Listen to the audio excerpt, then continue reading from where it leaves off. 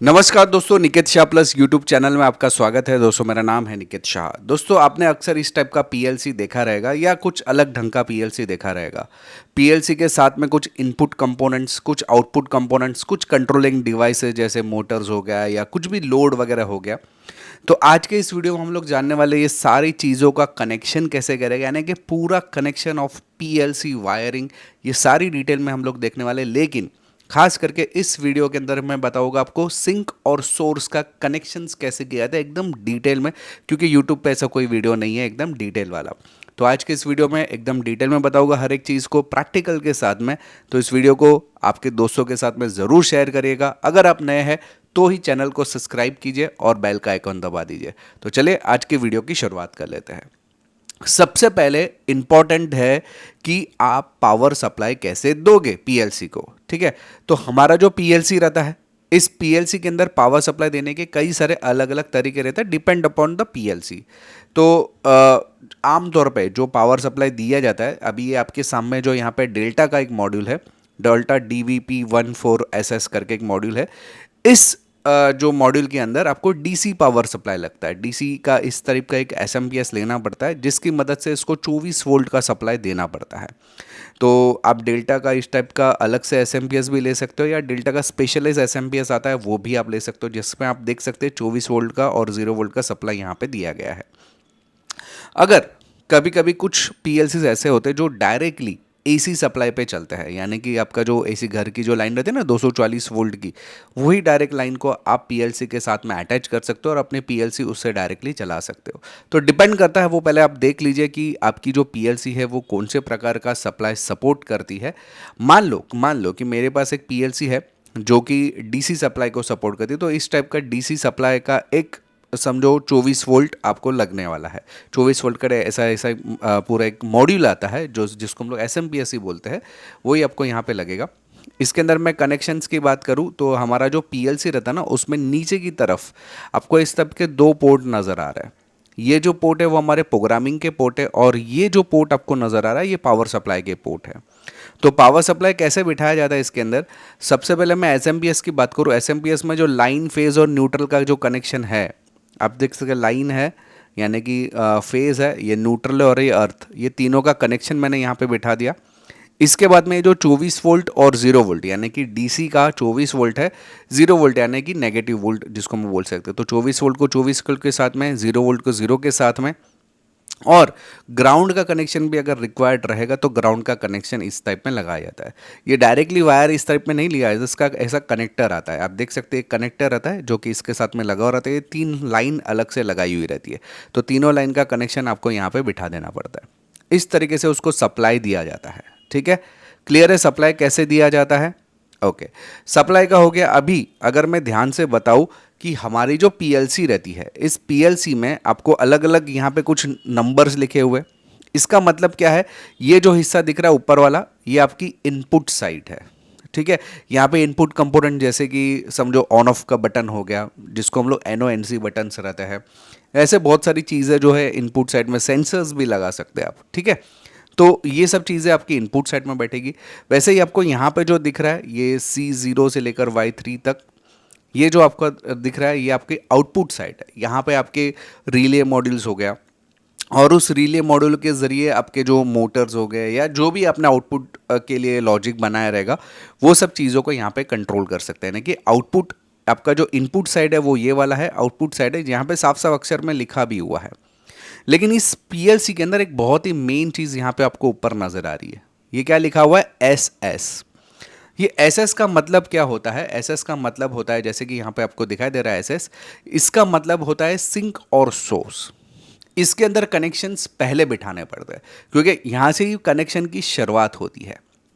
तो अभी हम लोग देख लेते हैं ये सिंक और सोर्स का कनेक्शन कैसे था, लेकिन उसके पहले उसका लॉजिक समझना पड़ेगा कि ये सिंक सोर्स का लॉजिक क्या है और उसमें कनेक्शंस कैसे बिठाया जाता है, और हम लोग इनपुट साइड को किस तरह से कंट्रोल कर सकते हैं एसएस के साथ में।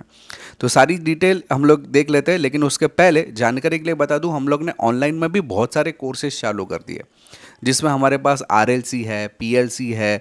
PLC में भी पूरा PLC SCADA HMI जैसा कोर्स है, RLC प्लस PLC वाला कोर्स है, इंडस्ट्रियल ऑटोमेशन वाला कोर्स है, इलेक्ट्रिकल के कोर्सेज है हमारे पास, ऑटोकैड के कोर्सेज है, इसके अलावा रोबोटिक्स के कोर्सेस है, प्रोग्रामिंग के है, video editing, sound editing, computer hardware, laptop repairing, mobile repairing, electronics, electrical, बहुत सारे कोर्सेस है। लगभग 60 से ज़्यादा हमारे पास कोर्सेस है। ये अगर आपको कोर्सेज करना है ना तो हमारा एप्लीकेशन है प्लस पॉइंट ट्रेनिंग, ये आपको गूगल प्ले स्टोर पे मिल जाएगा। अधिक जानकारी के लिए ये 2 मेरे व्हाट्सअप नंबर है, दोनों में से किसी भी एक व्हाट्सअप पे मुझे हाई का मैसेज डाल दीजिए, मैं सारी जानकारी आपको व्हाट्सअप के माध्यम से भिजवा दूंगा। तो चलिए अभी देख लेते हैं ये जो मैंने आपको बताया कि ये एस क्या है, यानी कि सोर्स और सिंक का जो कनेक्शन रहता है वो कैसे किया जाता है। तो स्टेप बाय स्टेप देखते हैं।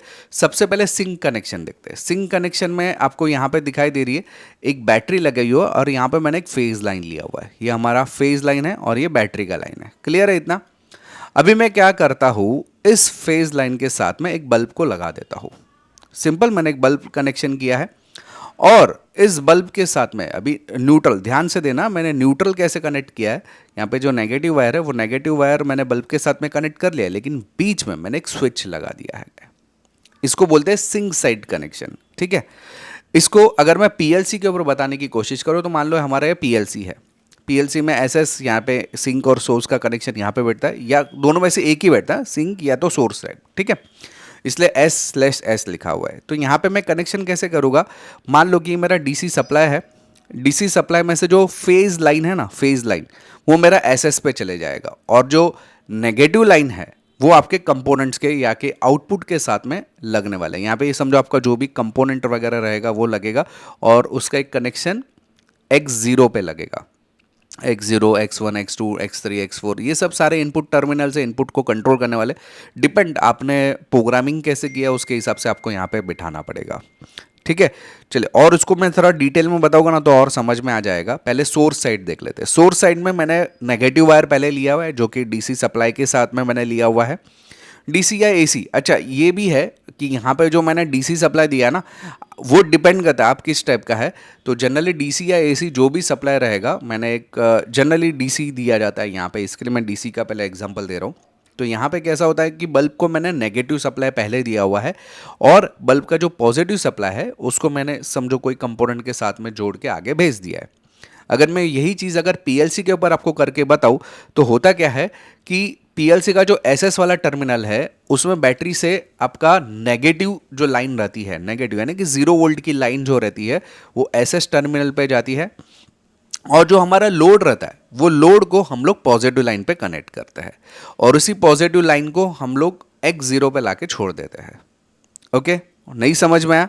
चलिए और एक मैं आपको एग्जांपल के जरिए समझाता हूँ तो आपको समझ में आएगा। अगर ध्यान से देखोगे ना, यहाँ पे देखो, अगर देखो यहाँ पे 24 वोल्ट का सप्लाई दिया है, ये अपना SMPS है, करेक्ट। इस SMPS से 24 वोल्ट का सप्लाई आया है हमारे इनपुट टर्मिनल के ऊपर। ठीक है, ये NONC स्विचेस है, उसको मैंने लूप दे दिया है पॉजिटिव लाइन का।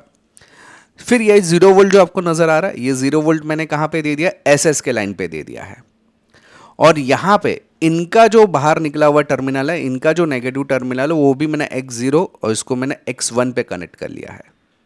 सिंपल। ये किस टाइप का कनेक्शन है, चलो मुझे कमेंट में करके बताओ। ये जो मैंने आपको कनेक्शन बताया अभी आप देख सकते हैं फेज लाइन डायरेक्टली इनपुट जो कंपोनेंट है उस पे गए हैं, लेकिन इनपुट कंपोनेंट के साथ में जो लाइन आया है बाहर वो न्यूट्रल लाइन आपका X0 X1 कंट्रोल यानी कि इनपुट लाइन में गया है और 0 जो वोल्ट वाला जो लाइन है वो आपका SS में गया है। तो ये किस टाइप का कनेक्शन होगा, चलिए मुझे कमेंट में ज़रूर बताइएगा। अभी आगे हम लोग देख लेते हैं जो हमारे कंपोनेंट्स रहते हैं ना, ये SS तो आपको समझ में आ गया। अभी X0 से लेकर X7 में कंपोनेंट कैसे लगाए जाए, इनपुट कंपोनेंट्स, और ये C0 C1 Y1 Y2 के अंदर ये सारे आउटपुट कंपोनेंट कैसे लगाए जाएंगे आपको मैं पार्ट 2 वाले वीडियो में अगले हफ्ते में बताऊंगा। तब तक के लिए कमेंट में ज़रूर मुझे इसका आंसर दीजिए किस टाइप का कनेक्शन है। चलिए आज के इस वीडियो में इतना ही। दोस्तों देखिएगा, मैंने ये जो आपको ध्यान से बताने की कोशिश की है कि सिंक टाइप कनेक्शन और सोर्स टाइप कनेक्शन आप कैसे बिठा पाओगे। याद रखिएगा, आपको अगर ऑनलाइन कोर्सेज करना है ना तो ये मेरा व्हाट्सअप नंबर है, इन दोनों में से किसी भी एक व्हाट्सअप नंबर पे मुझे हाई का मैसेज डाल दीजिए, या प्लस पॉइंट ट्रेनिंग ऐप आप गूगल प्ले स्टोर से भी डाउनलोड कर सकते हो। आई होप कि दोस्तों ये वीडियो आपको पसंद आया रहेगा। याद रखिएगा नेक्स्ट हफ्ते में मैं पार्ट 2 वीडियो लाने वाला हूँ, इसके आगे का टॉपिक जो कि काफ़ी इंपॉर्टेंट रहेगा। याद रखिएगा वीडियो, अगर ये वाला वीडियो पसंद आया ना तो अपने दोस्तों के साथ में ज़रूर शेयर करिएगा। ठीक है, चलिए आज के इस वीडियो में इतना ही, नेक्स्ट टॉपिक की ओर बढ़ते हैं।